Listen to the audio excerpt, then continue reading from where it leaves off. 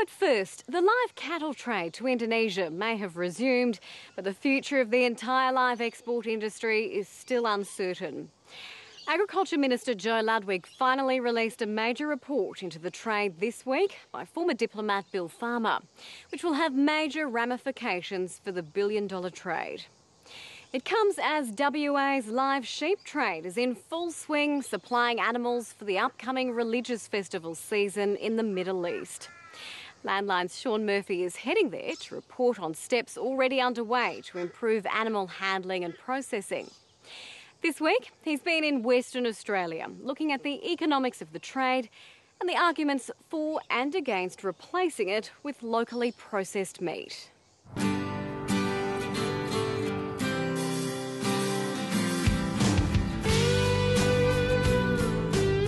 It's the spring flush at Serpentine, south of Perth, and they're fattening sheep for live export. The winter rainfall pattern across the southern half of Western Australia means growers like Eric Walmsley will try to sell as many sheep as possible before the summer feed gap. It's a seasonal peculiarity that has made WA the mainstay of live sheep exports to the Middle East, accounting for about 3/4 of the trade. At this stage, we're right in our spring. Our predominant growing season, we've got about 4 to 5 months of green grass, and then for the rest of the 7 to 8 months is dry feed. They normally only last you about a month. They fatten fairly quickly on the pasture we got at this time of year, and then we resell them back to the export sheds. Eric Walmsley hopes to export about 12,000 sheep this year. For this flock of 600, he's averaging $125 a head. Why couldn't you sell this mob to a local processor? They just don't buy these. They're looking for younger lambs for processing. They're not looking for wethers. And really when they go to 2 to 4 tooth, the market, what we would get for them if we tried to put them through would be only half what we can get through the export.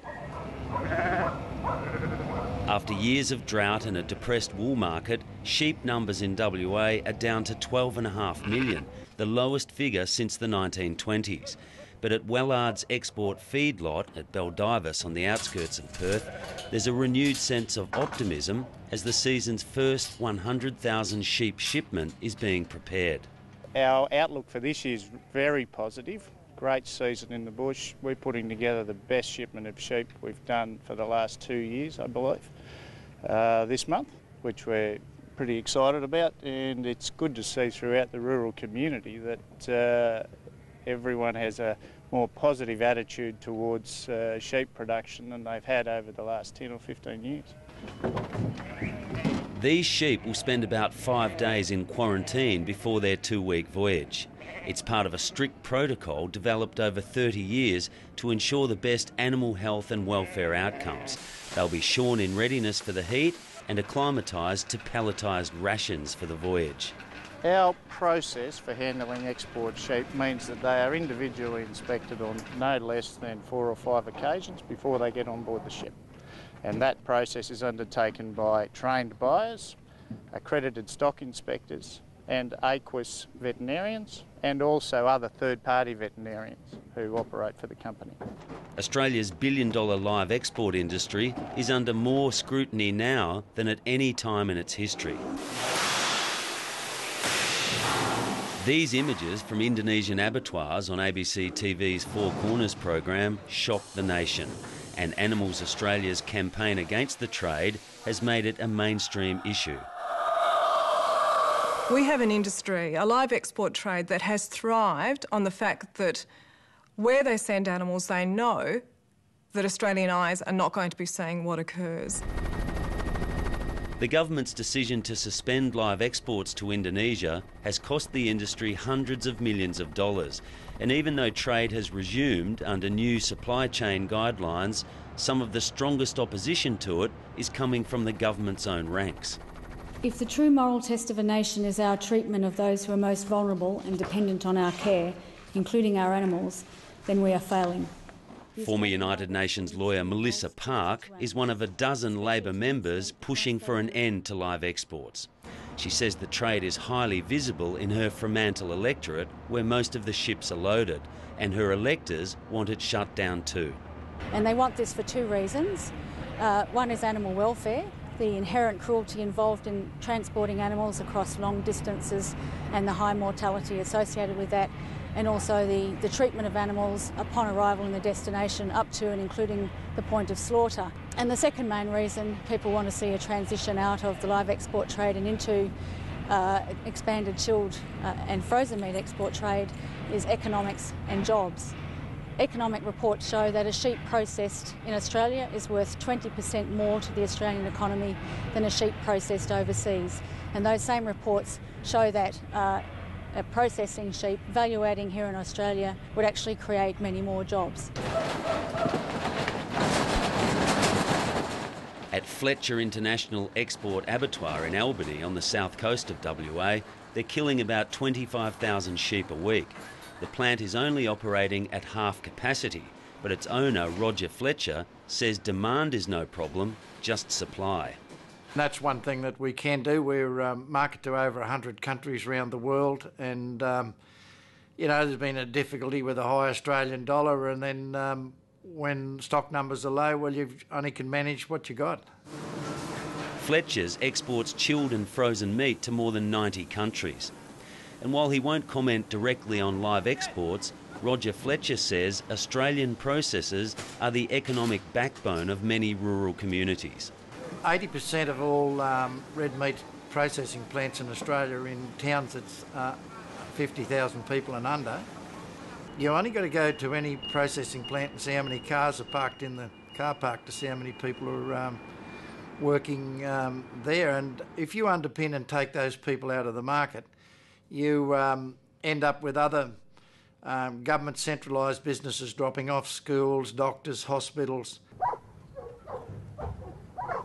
But farmers like Tony Robinson say live exports underpin the market in WA. If the live export trade ended, we'd be out of sheep tomorrow. Simple as that. No debate. Tony Robinson reckons most wheatbelt farmers would do the same. He produces about 1,500 Awassi sheep each spring under contract for live export, but he'd focus solely on grain production if he had to rely on local processors.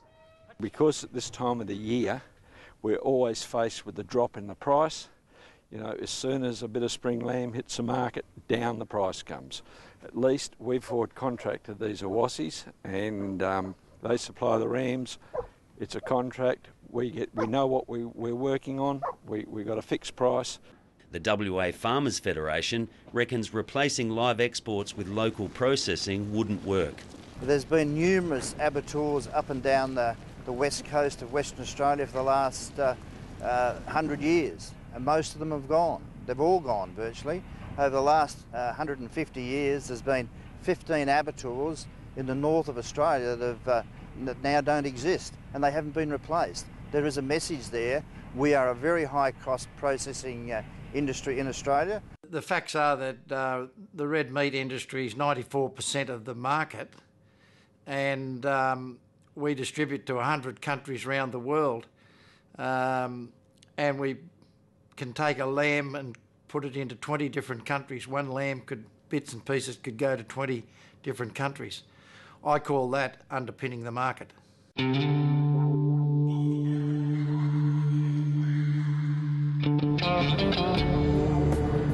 The West Australian government says live exports are worth about $500 million to the state's economy and could not easily be converted to chilled and frozen exports. I don't believe that it is exporting jobs. I believe in many cases, and the Indonesian example is probably one of these, where the businesses are very, very complementary. We are not able to grow out animals to that weight in the northern part of Western Australia. To export those into feedlots means that it's very, very complementary to that trade. I think we also need to acknowledge that in the northern part of WA in particular, there's a lot of Indigenous owned stations. About a third of the stations in the Kimberley are Indigenous owned, and this provides jobs, it provides training, it provides skills for them, and they have been hit quite hard as well by this issue. Exporters like Wellards say they've worked hard to improve animal health and welfare protocols in Australia. They're now working with researchers to improve on-board mortality rates. But the company acknowledges the trade is vulnerable to attack from its opponents when the sheep become the responsibility of its destination markets. We've known for a long time that domestically we have our house in order, and we've known for a long time that our opponents will attack us in our destination markets.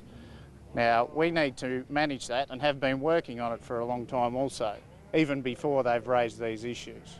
There's obviously a lot more to this story, particularly on animal welfare issues. In the coming weeks, we'll follow the MV Ocean Shearer to the Middle East to report on the changing economics of the trade and also the big welfare